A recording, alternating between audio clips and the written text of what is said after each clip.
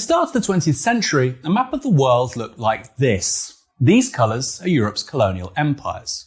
France had possessions across Africa and Indochina, Italy was in East Africa and Libya, and the Dutch were in what is today Indonesia.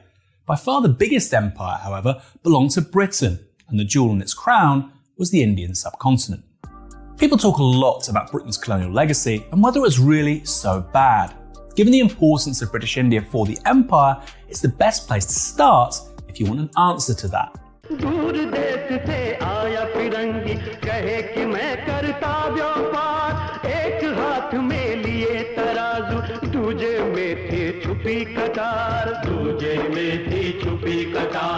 It's important to say that the Indian subcontinent, at that time the Mughal Empire, wasn't conquered by Britain, but rather a British corporation.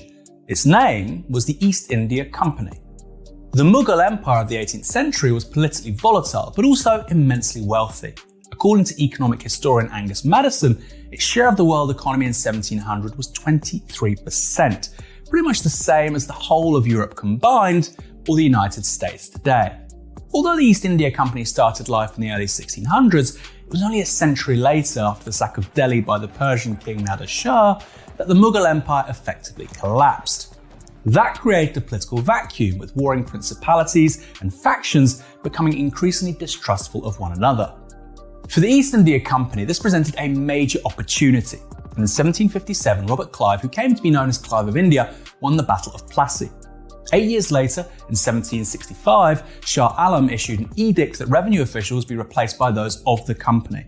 A private corporation with its own army now controlled one of the largest and wealthiest states on earth. Over the following century, the area they controlled significantly expanded. That was until the Indian Mutiny of 1857, at which point the British government administered the country instead. Things would remain that way until India gained independence in 1947. So on balance, over those 2 centuries, did Britain make any positive contribution to India by making it a part of the British Empire? We look back on that period now as just awful, don't we? I think there was some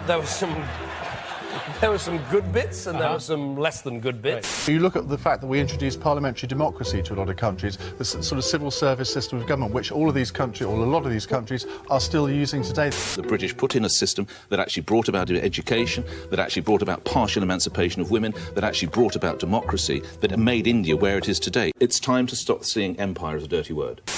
First, let's talk about the economy. When Clive triumphed at the Battle of Plassey, the Mughal Empire comprised around 23% of the world economy.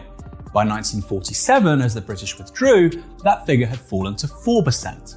The reason why was that in the intervening 200 years, the industrialisation of Britain had come to depend on the deindustrialisation of South Asia.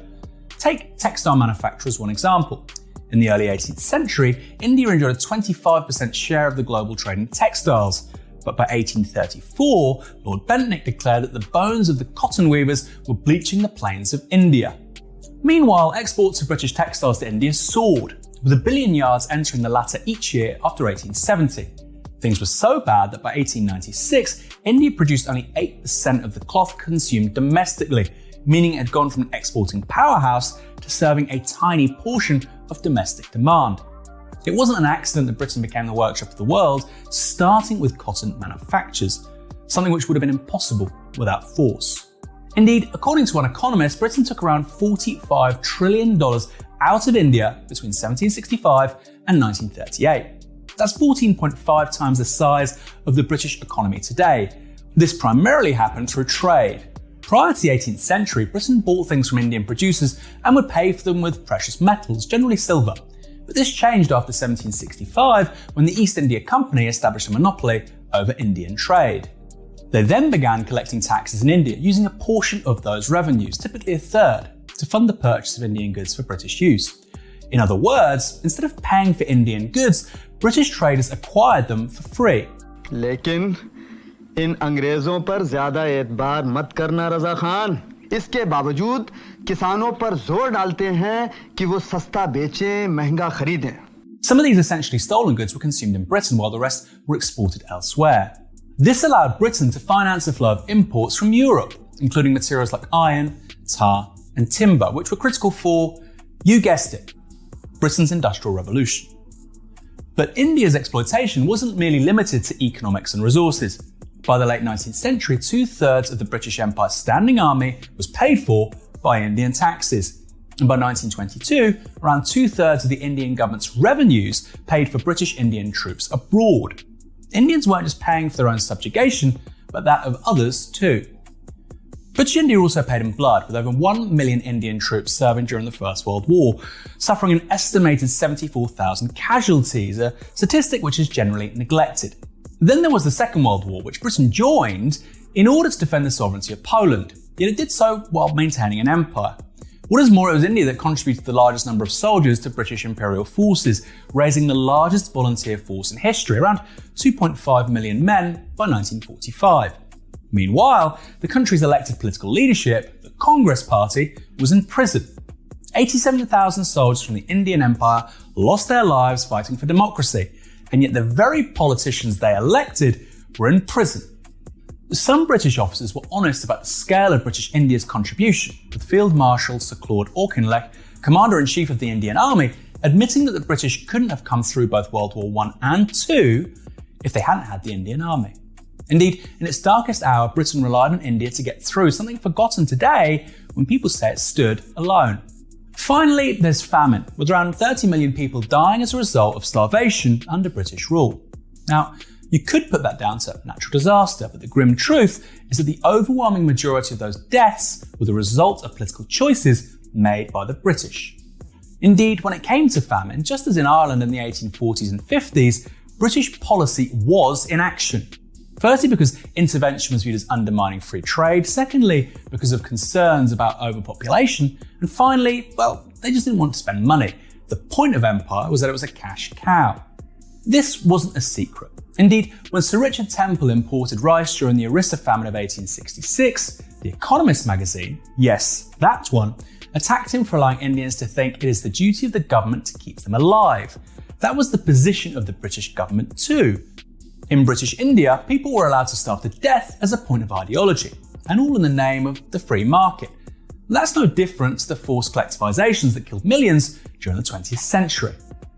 Unsurprisingly then, the last famine on the Indian subcontinent was in 1943, shortly before the British departed. That was the Bengal famine, when Winston Churchill deliberately ordered the diversion of food from starving Indian civilians to British soldiers and to top up European stockpiles. According to Churchill, the starvation of anyway underfed Bengalis was less serious, and as deaths began to pile up, he blamed it on the Indians themselves for breeding like rabbits. When the East India Company was established, the Mughal Empire presided over the world's largest economy with one of its most sophisticated cultures. At that point, India had literacy rates and a life expectancy on a par with Europe. When Britain departed the subcontinent in 1947, by contrast, it left a society with 16% literacy, a life expectancy of 31, and 90% of people living below the poverty line. Compare that to Japan, which achieved 90% literacy after the Meiji Restoration and rapid development during the late 19th century. The key difference, of course, is that Japan was never colonized.